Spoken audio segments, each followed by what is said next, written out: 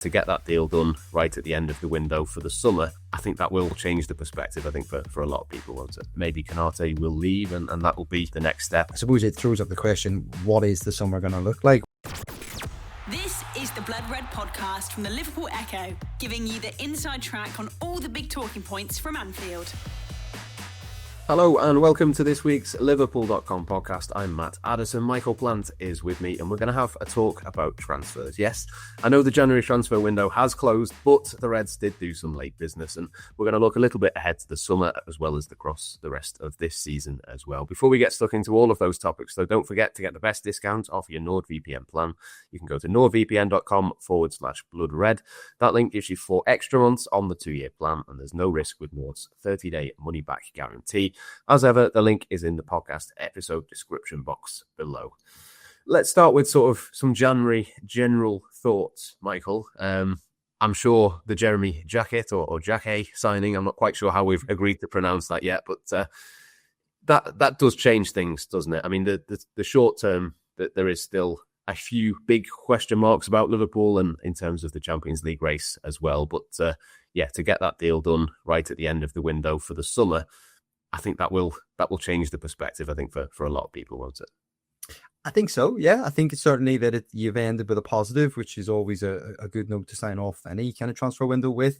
I think there are 2 elements to the window that's just gone, the short term and the long term. I mean, I'll start with the latter and say that I think that in that regard, Jacquet signing is a fantastic addition. They've obviously identified a centre-back who most clubs out there seem to think is up there among the best young centre-backs in the world. This is the second window in a row that we're talking about Liverpool doing that with centre-backs and addressing a top young talent.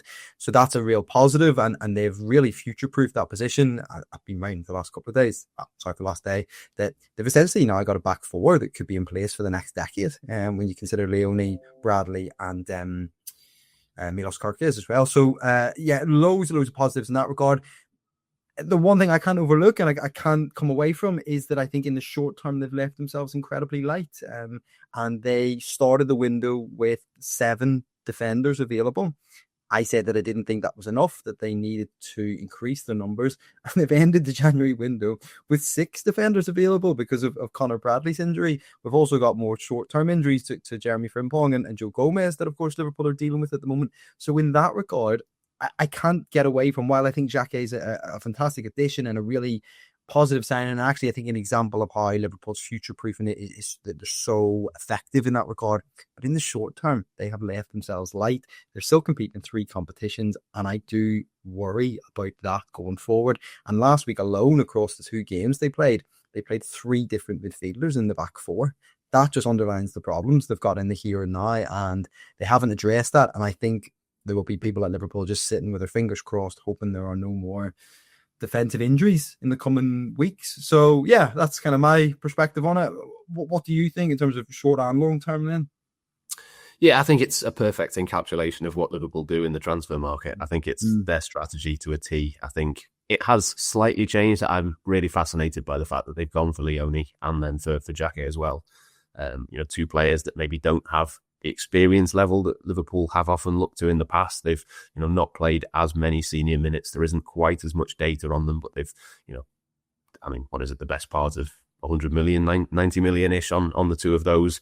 It's a big investment across the course of the next, few years, but it's interesting that they've gone for that, as I say, without having maybe as much of the data as you might like, maybe in terms of a player of what we've seen in the past. I know the sort of 150, 180 appearances has been kind of the marker in the past. Maybe that isn't the case anymore. That is interesting, but I do think, it's, as I say, a good indication really of what Liverpool are looking for. They are always looking for the long term. They're always looking to the right deal rather than the deal that is available to them at the moment. Obviously, we know that they tried to get Luxor Gertrude at the last minute. I think they left it a little bit too late because Sunderland weren't then able to get a replacement. That meant that couldn't happen. I think that would have made a lot of sense. I do wonder if maybe they'd have tried that 2 weeks earlier. Maybe that could have happened because maybe then that would have given Sunderland a little bit more time to do that. So, yeah, the general feeling, I think, is broadly the same as you. I think they have left themselves light, but this is what Liverpool do. I wrote 2 or 3 days ago that Liverpool were about to take a transfer risk and not get anybody in it. It almost looked like that might change at one point, even though I think there was an acceptance really from Liverpool that Gertrude was always a bit of a long shot. It was one that they thought might as well have a go, but let's see what happens. Obviously didn't happen. I think there were a few other options as well that they looked at, but obviously nothing really ended up happening in that regard. So long term, next season could look very, very bright if they get 1 or 2 more in the summer. But of course, to do that, they have to get in the Champions League. And we've spoken many times on this podcast about the Champions League race. Look, the way they played against Newcastle last weekend, I think has to give you a little bit of hope. But it is a major risk, isn't it? If they don't get in the Champions League, it's all well and good having Leone and Jacquet and whoever they're going to get in the summer, and Milas Kerkez will have a year under his belt by that point. It's all going to be tempered very much if they're in the Europa League or even worse, the Conference League. So maybe that's a bit of a get out in terms of my answer. I asked you the question. I've kind of said, well, it depends what happens next. But yeah, it's a risk, isn't it? Yeah.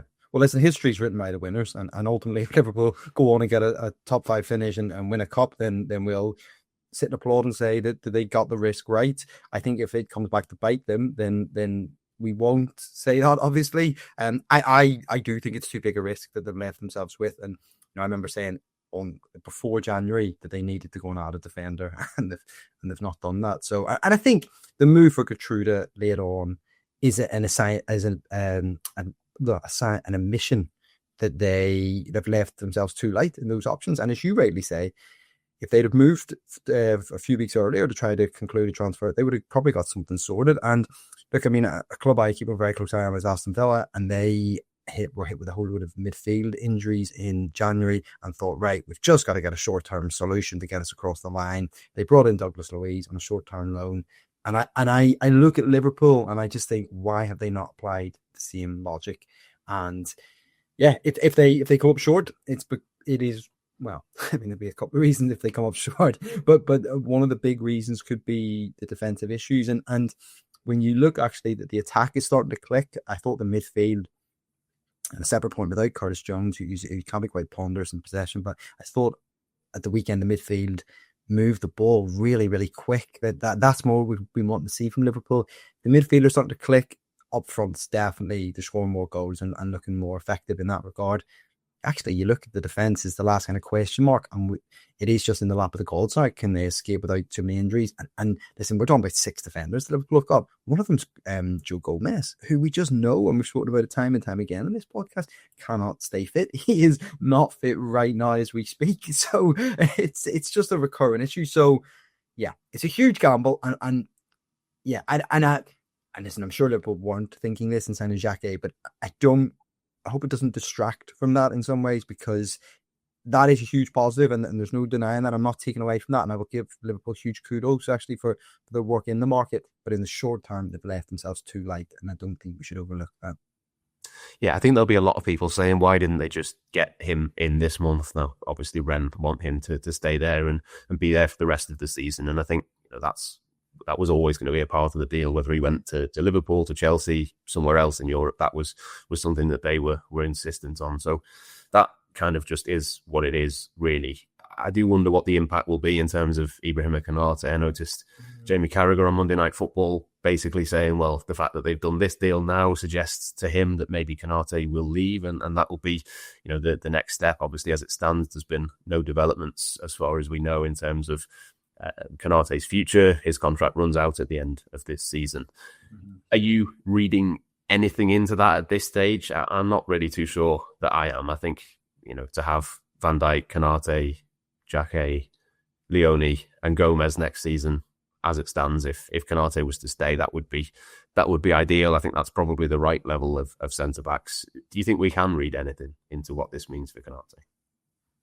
No, I mean, did I see, I might be wrong on this, did I see on Twitter that someone accredited in a Paul Joyce article saying that Konate was actually instrumental in convincing Jacquet to join Liverpool, which would suggest, and that might be wrong, and apologies if it is wrong, but yeah, I mean, probably shouldn't be referencing things on Twitter because that probably is incorrect, but there was definitely some form of reference to that, but by one of the kind of regular reporters. And So I don't know. It's the short.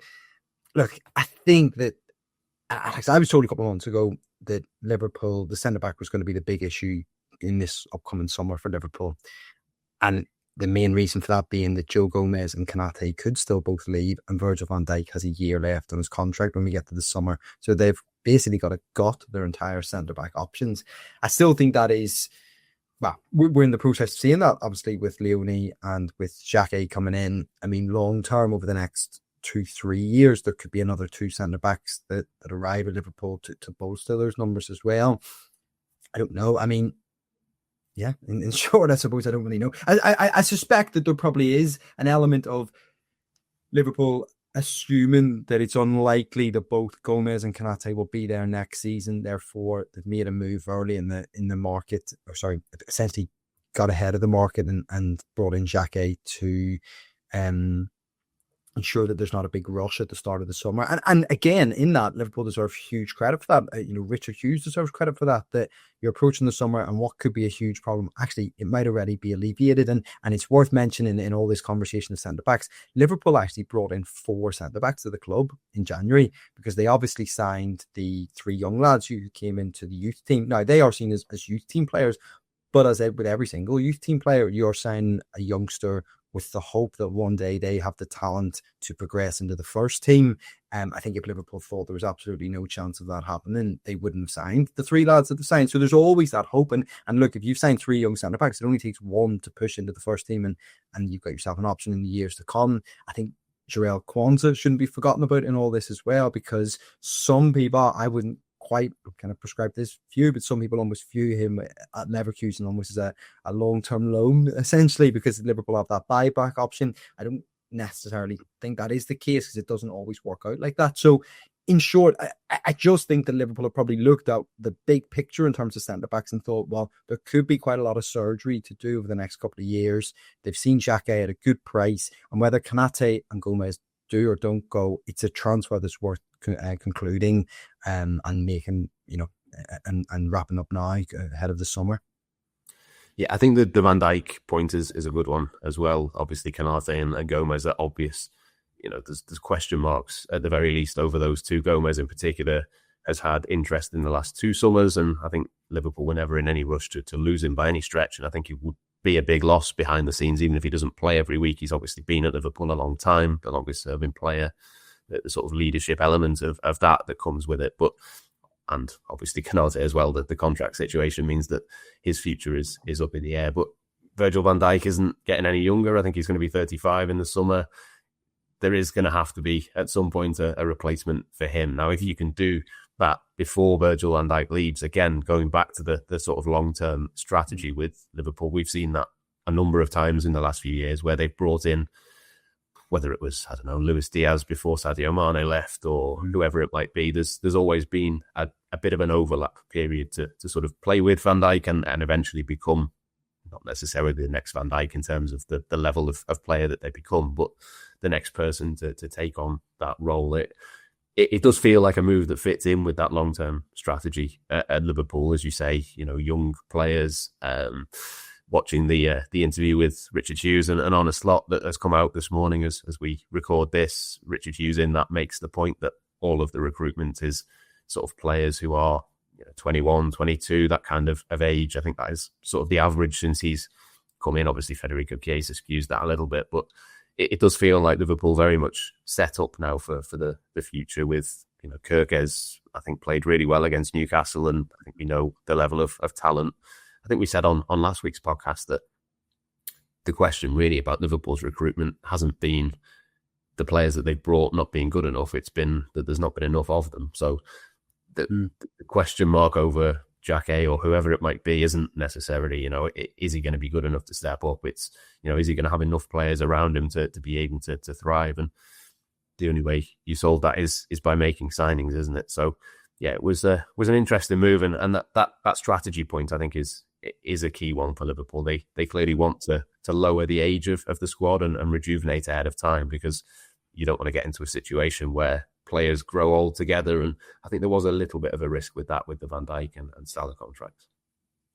Yeah, definitely. And did it see that the average age of Liverpool's transfers in the last 2 windows has been under 22, which is, that's really impressive work, really. And as you rightly said, the recruitment in all of this hasn't been the issue. And actually, if we're looking now at the team and the way they're playing, Liverpool's summer transfers have been some of the best players in recent weeks. I mean, obviously Ekitike and Wirtz, but Kirkes has been playing really well. Jeremy Frimpong was good before he went off, when he went out with an injury as well. So, and then, they were the big four from the summer, and Leone, he obviously, we can't kind of count as well. So, I think you've hit the nail on the head, really, that the question mark isn't surrounding the actual personnel. It's in terms of the numbers, and Liverpool, I suppose it throws up the question, what is the summer going to look like? Where will they need to address? And I still think centre-back will be one of those question marks. I think, obviously, with Andy Robertson, I think we all suspect he will move on at the end of the season now. So left-back's probably one as well. But other than that, you look, and I suppose probably in the wide attacking areas as well. So, again, even in getting Jacquet sorted, it may be, if you've got 3 or 4 issues to address next summer, you've already dealt with one of them already ahead of time. And who knows, £60 million, which obviously the transfer fee could get up to, it's an awful lot of money for a 20-year-old.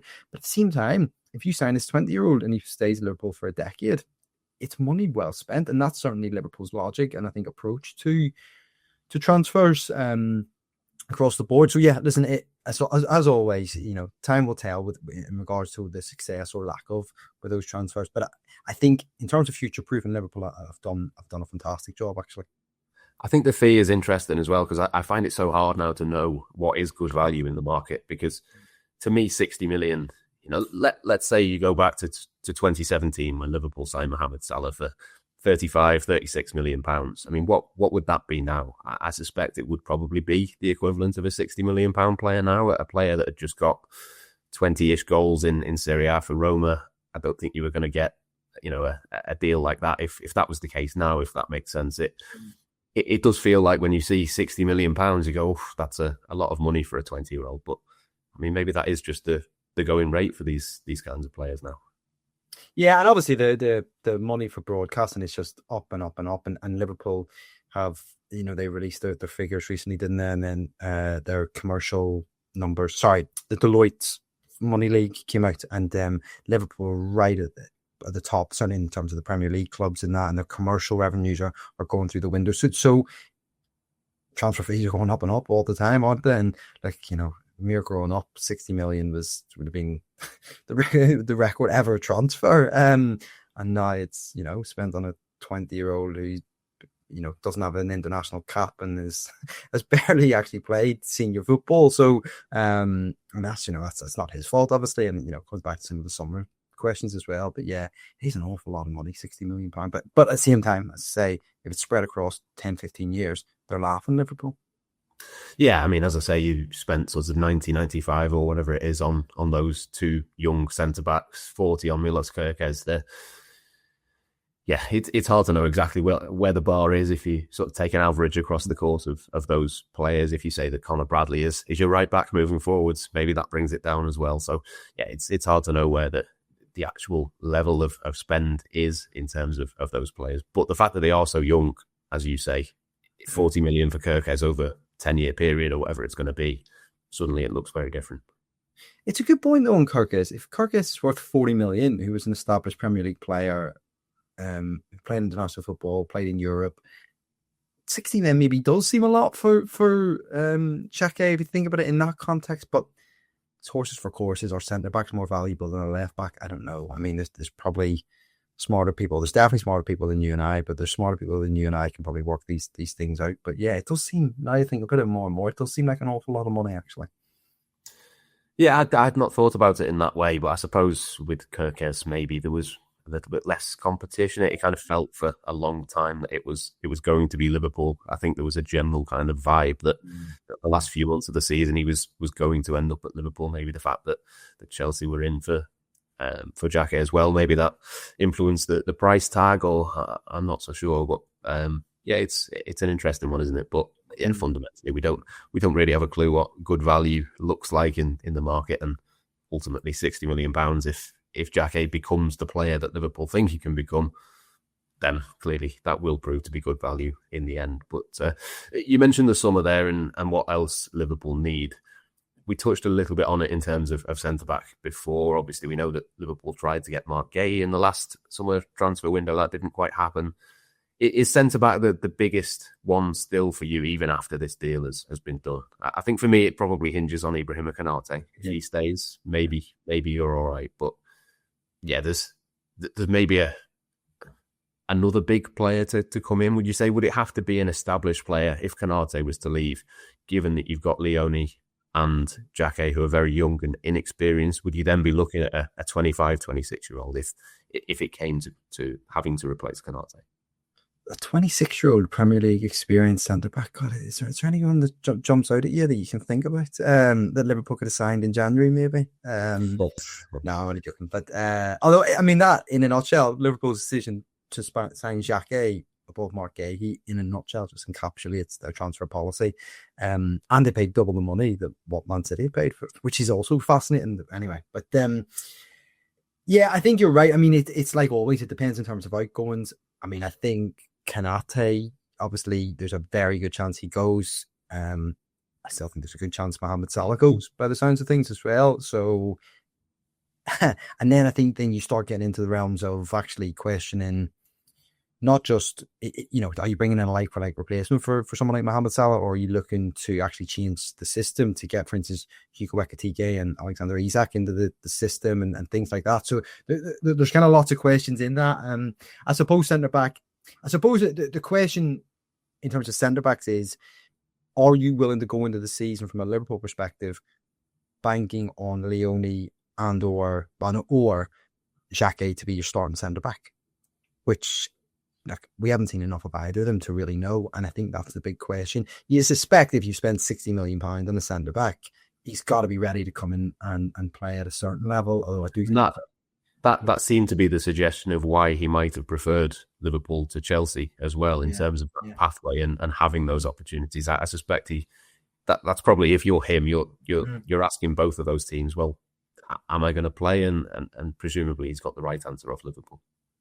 Yeah, you're probably right. Yeah, you're probably right. And I think the question is, if Gomez was to stay, I wouldn't look at Gomez as Liverpool's starting centre-back next season. Obviously, Konate's different. So it does hinge a lot on Konate. And I think the signs at the moment are, you would maybe suggest it does look like he probably is going to go, but there's no guarantee in that. And then you get into bigger realms as well about the more long-term questions that realistically over the next 2 summers, Liverpool could lose Konate and Van Dijk. So, how does this future-proofing look? So I think in terms of this summer coming up, I think that Liverpool will probably need to look at another centre-back, maybe a little bit more experienced one, which I still think they should have gone for Mark Gay. That's my opinion. I think the wage is the only bit that complicates it. But and then I think they'll probably need at least one, maybe 2 wingers as well if Salah goes.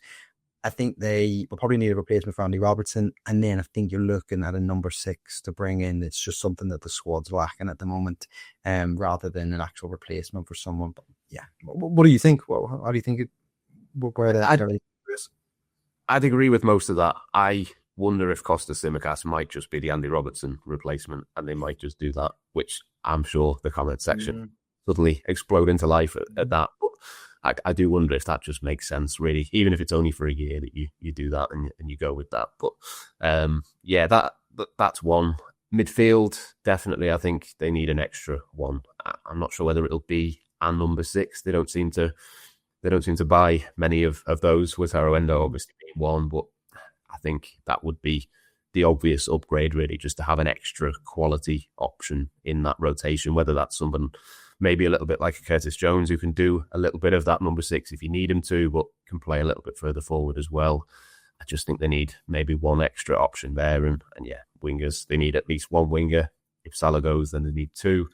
But those are the positions, really. I think there's a more of a question mark in my mind over centre-back. If Konate stays, absolutely fine. Don't need to do another one. If he leaves, I think they definitely do. But yeah, I'm not too sure who it would be in terms of a profile for either the midfielder or the winger, really. I think that what they do in terms of what the winger looks like could be quite interesting in terms of how does he fit in with, as you say, Isak and Ekitike, but Florian Wirtz as well. If you're going to stay as a number 10, then does that change what you do with your wingers? If the plan with Kerkez and Frimpong or Bradley is for them to provide that width, does that change what you do in terms of that profile? And I think just getting used to, from a Liverpool perspective, not all of your goals are going to come from the guy that's playing on the right wing. We've seen that this season, but the player who comes in may be more of a creator than a scorer, and Liverpool will have to get used to that, because for the last 7 or 8 seasons, it's kind of been the other way around, which is unusual, really. Normally, your number 9 is the main guy with the goals, and we will see that, I'm sure, with Isak when he comes back, with Ekitike as well. But maybe that winger can be providing for the number 9 rather than, as we've seen, Firmino and various others providing for Salah. That change of emphasis, I think, will be interesting.